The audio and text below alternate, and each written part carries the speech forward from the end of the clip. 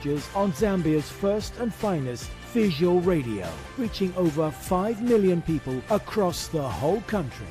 If you're not advertising on Sun FM TV, then you're probably not being heard or seen. Come on board and advertise with us. Everyone's not only listening, everyone is watching.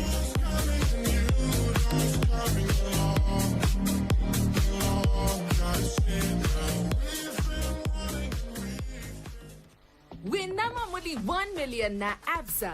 Play your cards right, Muntu Andy, and you could win big. Simply tap or swipe any of your ABSA cards 5 times in a month, and you could be one of 10 lucky winners to take home a cheap 10-pin in monthly prizes or walk away with a grand prize of 250,000 kwacha. Chaliroku, and you cannot afford to not get lucky. Use your ABSA card to enter the draw. Terms and conditions apply. Your story matters. ABSA. For in-depth news coverage from across Zambia, local and national news, business, politics, and sports, this is the Sun FM News, brought to you by ABSA. Your story matters.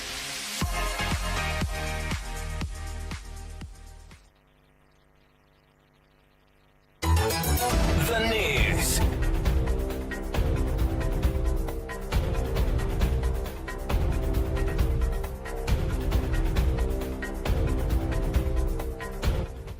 Hello, thank you for joining us to present the news.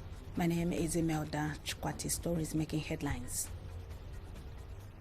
President Hakainde Hichilema calls for patriotism and unity during Heroes' Day celebrations, citing it is not just a day of remembering past heroes, yet shaping the future through innovation, hard work, and collaboration.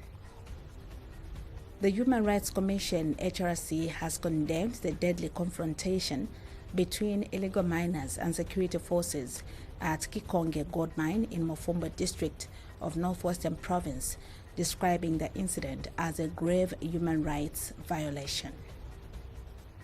The Zambia Revenue Authority has unveiled a new pavilion at the Zambia International Trade Fair grounds in Ndola, aimed at enhancing taxpayer services and education. Copper Queens defender Loshoma Mwemba has praised her side's spirited display in their opening Group A match at the Total Energies CAF Women's Africa Cup of Nations WAFCON 2024.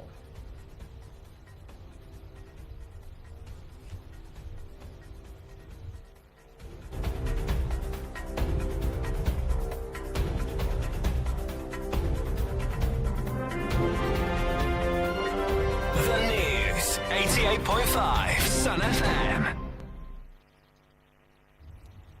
President Hakainde Hichilema has wished all Zambians a happy Heroes and Unity holiday, with a hope that all Zambians spend this time wisely with a family and engage in meaningful and productive activities. He said it is a moment to reflect on and honor our heroes, both at the national level and in our personal lives. The president echoed that Zambia has come a long way as a country, and as citizens, we owe it to past political independence for the sacrifices made. He noted that a part of showing gratitude to heroes in the journey toward economic independence, and this could not be achieved by the government alone, as it requires the active participation of all Zambians in addressing individual circumstances. President Hakainde Hichilema has called for patriotism and unity, citing that Heroes' Day isn't just a day about remembering the past, but also about shaping the future through innovation, hard work, and collaboration. The Human Rights Commission, HRC, has condemned the deadly confrontation between illegal miners and security forces at Kikonge Gold Mine in Mofumbo district of Northwestern Province, describing the incident as a grave human rights violation. In a statement, HRC Director of Education, Training and Spokesperson Mwelwa Mleya said the loss of life is deeply regrettable and called for thorough investigations to determine the circumstances behind the fatalities. Mr. Mleya has also condemned attacks on law enforcement officers by some miners, urging all miners to vacate the site and engage in peaceful dialogue to resolve the crisis. Is calling for thorough investigations to ensure transparency and accountability to prevent disproportionate use of force and the loss of lives in future operations. The loss of lives of the informal miners who are not licensed to undertake mining activities in that area is deeply regrettable because life is so sacred. And governance activist Wesley Miyanda has urged the government to avoid using force when addressing illegal mining. Mr. Miyanda has noted the need for an amicable solution and warned that declaring war on illegal miners could breed more instability, especially among frustrated and unemployed youths. For government to declare war on its own citizens who are just trying to earn a living through doing some mining activities, the same government can qualify these so-called illegal miners into local investors by giving them mining licenses at a fair fee. And meanwhile, Grassroots Patriotic Party President Damiano Ngoma has blamed the government for what he terms a leadership in the Mofombwe crisis. Mr. Ngoma condemned the alleged use of force by security wings, which led to the reported deaths of 2 miners. He has called on the government to prioritize job creation in the mining sector and adopt strategies that address the root causes of illegal mining rather than confrontations. To create jobs for those in the midst of economic hardships, you have seen small businesses failing to run because the economy is not allowing, and the hardship of this economy is being faced by many Zambians. That is why they resolve to involving themselves into illegal activities like illegal gold mining. Meanwhile, Zambia Must Prosper has called on government to strengthen existing frameworks to ensure that Zambians interested in small-scale mining can do so freely and safely. ZMP member Ronald Kangwa described the loss of life as unacceptable and urged the government to implement clear and secure modalities that would allow citizens to engage in mining activities without fear either of violence or of being sidelined in favor of foreign investors. He noted that the proliferation of unregulated pits in the area poses a serious threat to the ecosystem and results in significant revenue loss for the government. The recent incident which happened where people died is not acceptable. We are calling on the UPND government to come up with modalities to let people who are interested in mining do mining in an orderly manner. It's very unacceptable after more than 60 years of attaining Zambia's independence. Then you should call people illegal miners. It's very unacceptable. The government should recognize the people who are interested in mining, give them identities, let them do.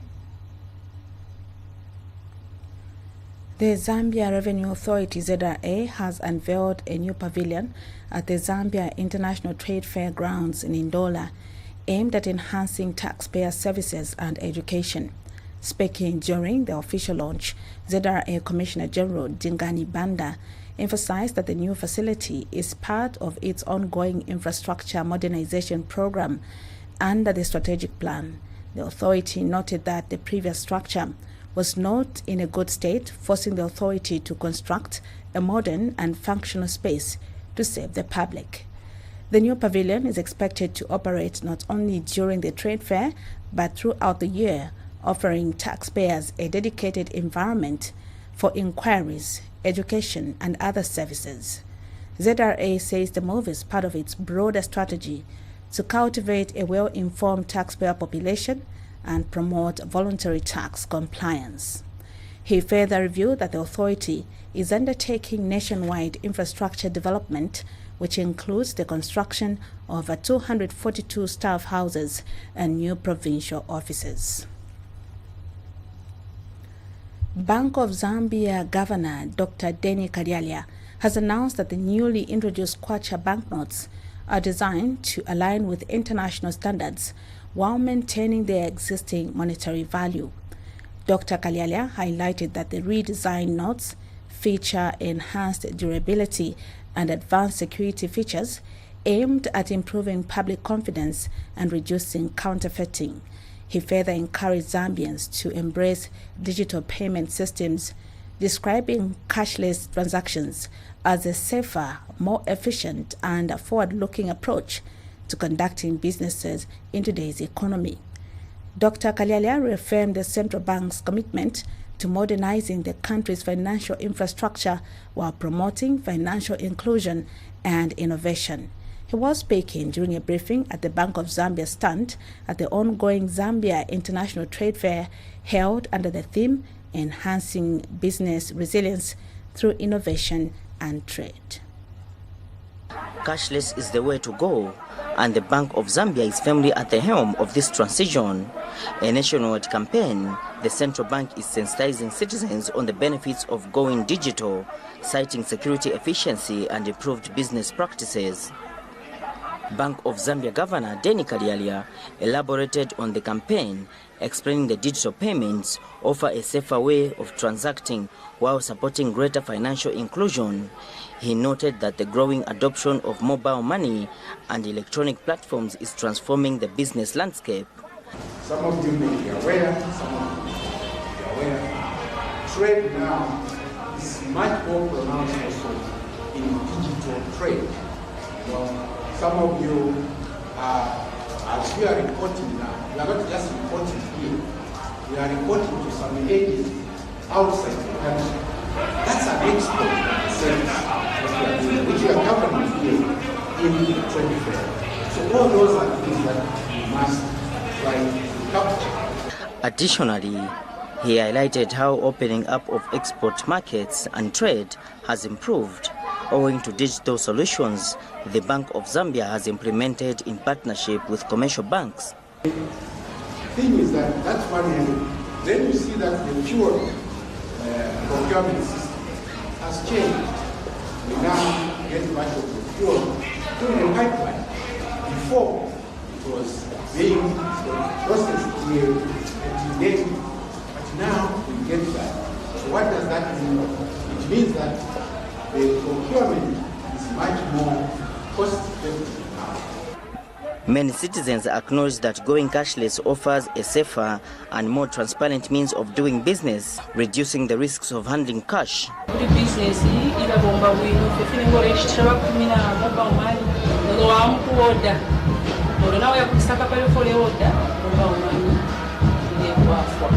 Actually very safe and reliable. Yeah. Alright. Something we've been doing for the longest time. So yeah, it's time saving if you ask me. Meanwhile, the general public has welcomed the campaign with enthusiasm and optimism. Mobile money ile wako easy kubomfia. They are movement at least mobile money ile wako The remarks were told at this year's Zambia International Trade Fair, being commemorated under the theme Enhancing Business Resilience Through Innovation and Trade, a timely and fitting message as Zambia pushes forward in its digital transformation. Reporting for Sun FM Radio and TV, I'm Cletus Mutoki in Ndola. Government, through the Disaster Management and Mitigation Unit, DMMU, in the Office of the Vice President, will undertake the 2025 In-Depth Vulnerability and Needs Assessment Survey, IVNAS, in 71 districts across all provinces. DMMU National Coordinator Norman Chipakupaku explained that the critical national exercise is being conducted under the umbrella of the Zambia Vulnerability Assessment Committee, a consortium comprising government ministries and institutions, the United Nations UN system in Zambia, faith-based organizations, non-governmental organizations, civil society organizations, and other cooperating partners. The survey, which will run from 7th July to 30th July 2025, involving approximately 185 enumerators from subnational levels, is aimed at ascertaining the impact of climatic shocks such as floods, prolonged dry spells, and pests which characterized the 2024-2025 rainfall season on people's livelihoods, their properties, critical infrastructure, and the environment. The exercise will cover key sectors such as household demographics, agriculture and food security, health and nutrition, education, water, sanitation and hygiene, income and expenditure, as well as livelihoods, livestock and fisheries. The outcome of the exercise is the production of the in-depth vulnerability and needs assessment report and the integrated phase classification IPC report, which gives an indication of the acute food security situation in the country and informs the design and targeting of humanitarian and recovery interventions.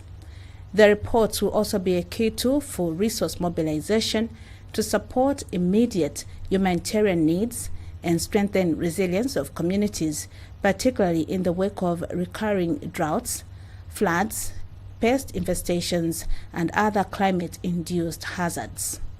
In line with government's commitment to inclusive and data-driven humanitarian and disaster recovery planning, the 2025 in-depth Vulnerability and Needs Assessment Survey has been designed to a fully decentralized exercise where the coordination and implementation taking place at both provincial and district levels. This approach is intended to enhance local participation, increase efficiency, and ensure that the findings reflect ground realities across all regions of the country. The Zambezi River Authority ZRA has increased its water allocation for power generation at Kariba Dam to 27 billion cubic meters for 2025, up from 16 billion cubic meters in 2024. ZRA Senior Manager for Water Resources and Environment Management, Engineer Boniface Mfula, confirmed the development in an interview on the sidelines of the ongoing Zambia International Trade Fair. Engineer Mfula stated that the increased allocation is aimed at supporting improved electricity generation at the dam's two major power stations, Kariba North Bank, Zambia, and Kariba South Bank, Zimbabwe. He added that the authority has been mandated to manage and distribute water for power generation between the two utilities, ZESCO Limited and the Zimbabwe Power Company.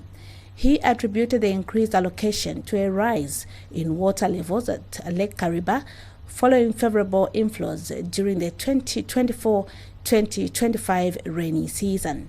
The higher reservoir levels are expected to enhance the reliability of hydropower generation, which remains a critical energy source for both Zambia and Zimbabwe. The ZRA has indicated that the 2025 allocation will be reviewed at the end of the first quarter based on actual rainfall performance and inflow patterns. Mofulira Central Member of Parliament Gordon Miller has called for the enactment of legislation to regulate the formulation of supplementary budgets, including the establishment of limits on the percentage of budgets which may constitute relative to the main national budget. Reacting to the 33.6 billion kwacha supplementary budget presented by Minister of Finance and National Planning, Dr. Stumbeko Msokotwane, Mr. Miller criticized the move as indicative of the UPND government's lack of fiscal discipline and budget credibility. He noted that the supplementary allocation represents approximately 15% of the 2025 national budget, which stands at 217 billion kwacha, despite only 6 months of the fiscal year having elapsed. The MP further questioned why ministries such as agriculture and technology are seeking allocations that exceed what was initially approved in the main budget. He also raised concerns over the domestic borrowing component of the proposal, which includes a 14.8 billion kwacha loan to be repaid in US dollars. He warned that repaying domestic debt in foreign currency could exacerbate Zambia's debt burden. Coming up with a law that guides, limits how much that supplementary budget should be. Because going through this supplementary budget, I have seen a lot of questions bordering on the budget credibility and fiscal discipline. Because there are certain things that have been introduced in this budget, which then gives you a wonder. It takes you to wonder, where were the people when they were planning for the budget for 2025? Because they have introduced certain lines with colossal amounts, which generally, if people were serious at the time of preparing the main budget, should not be coming under these huge amounts. In a remarkable milestone for maternal health, Mansabombo district has recorded 0 maternal deaths in the first quarter of 2025, according to District Health Director Dr. Abraham Bope. Dr. Bope attributed the achievement to improved infrastructure, including the newly established maternity annex at Kapesa, also acknowledging the strategic presence of the Zambia Flying Doctors Service at Nganga Wilonda Level 1 Hospital. He noted that the flying doctors have played a critical role in managing complex maternal cases and organizing specialist surgical camps, bringing life-saving care closer to communities. He said that there has been a successful transformation in maternal care delivery through the swift response made by the flying doctors' outreach efforts that have made a real difference in the community. Meanwhile, Chief Medical Officer of the Zambia Flying Doctors Service, Dr. Tendai Mwemba, echoed the same sentiment, stating that Nganga Bilonda Hospital now serves as a referral hub for neighboring districts, reducing the need for external transfers and enabling timely interventions. Dr. Mwemba stated that this achievement is a testament to what collaboration and specialized care can accomplish, citing that Mansabombo district is setting a powerful example for other districts to emulate. The district has conducted 3 successful outreach missions with the flying doctors this year, reinforcing its commitment to maternal health and community-centered care. 2 major hospitals, Mbereshi District Hospital and Nganga Wilonda Hospital, now boast modern operating sites which are improving access to emergency care. The recruitment of 61 new healthcare workers in the district has ensured that all 13 health facilities are staffed with qualified personnel. A governance and political analyst has urged Zambians to manage expectations regarding an immediate reduction in commodity prices despite recent gains by the kwacha against the US dollar. Speaking in an interview with SunFM TV News, Dante Sanders cautioned that currency appreciation does not automatically result in lower prices for goods and services. Mr. Sanders criticized what he termed as misleading political rhetoric, where some leaders suggest that a stronger kwacha should instantly translate into reduced commodity costs. He explained that many retailers and importers are still selling stock acquired when the kwacha was weaker, and any potential price adjustments are likely to occur only after businesses begin restocking at the improved exchange rate. The analyst emphasized that economic adjustments are gradual and influenced by a range of factors beyond the exchange rate, including global market trends, transportation costs, and supply chain dynamics. these things do not happen overnight. It does not happen overnight. These things take time, and it will blend in. A businessman is not dull, and neither are those millers, and so on and so on. If you look at just the issue of meal, let me just say the meal issues. Millers have already bought, maize from FRA or wherever at that particular price, at that particular time. Maybe stocks to last them maybe 2-3 months. Meanwhile, governance expert Michael Zulu has expressed optimism about the kwacha's recent appreciation, stating that it could foster a more stable business environment in Zambia. Mr. Zulu noted that the previous depreciation of the kwacha to 29 kwacha per US dollar had created uncertainty, making it difficult for business owners to plan and invest. He emphasized that a stable currency is essential for long-term business planning and investment, particularly for import-dependent sectors.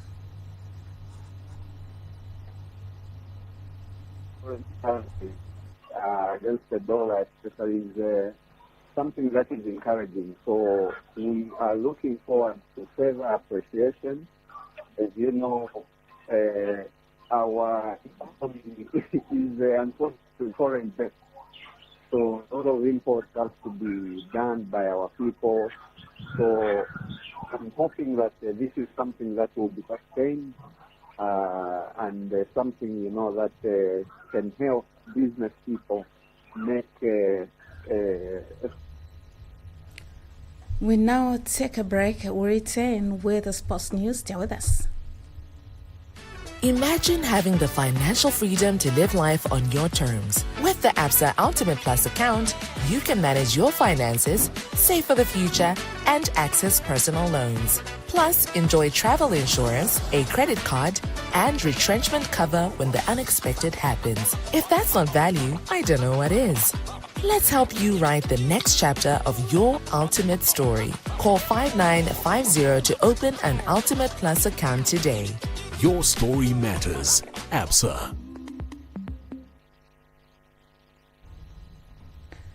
Copper Queens defender Lushoma Mwemba has praised her side's spirited display in their opening Group A match at the Total Energies CAF Women's Africa Cup of Nations WAFCON 2024. Zambia played out a 2-0 draw with host Morocco in a pulsating opening encounter at the Olympic Stadium in Rabat on Saturday evening, earning a point against the Atlas Lionesses. Reflecting on the performance to Fast Media, Mwemba said the team showed character and consistency throughout the match. The focus now shifts to a crucial second group fixture against Senegal, who come into the match with a 4-0 victory over DR Congo. Zambia and Senegal last met at the WAFCON 2022 quarterfinals, where the Copper Queens prevailed 4-2 on penalties after 1-0 draw in regulation time, a result that sealed Zambia's historic semi-final qualification and a FIFA Women's World Cup spot. The Copper Queens will face Senegal on Wednesday, 9th July 2025 at 18 hours Central African Time at the El Bachir Stadium in Mohamedia. After round one of pool matches, Senegal top Group A with 3 points, while host Morocco and Zambia are second with 1 point each. Democratic Republic of Congo are sitting at the basement of the group with no points to their name.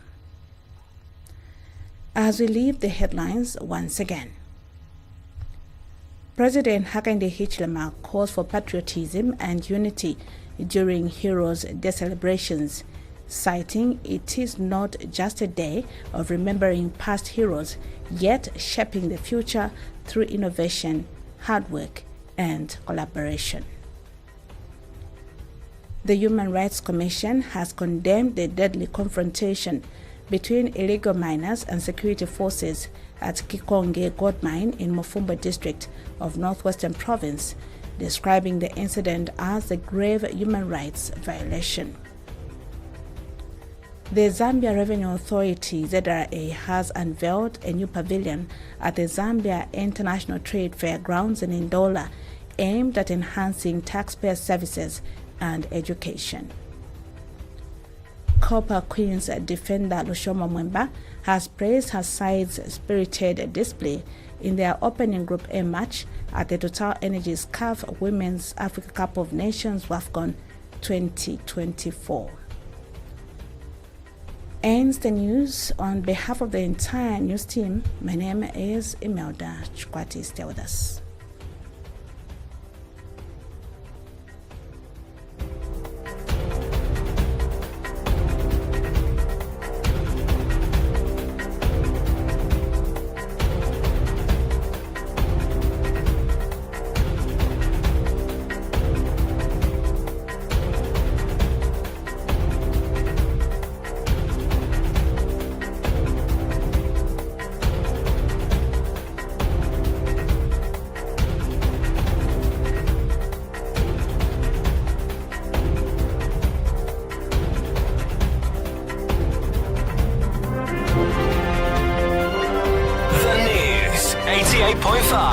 Sun FM.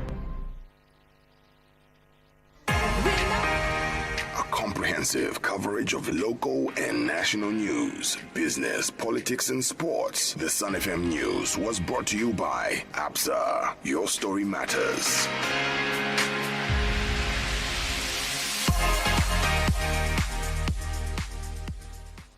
Win nama muli 1 million na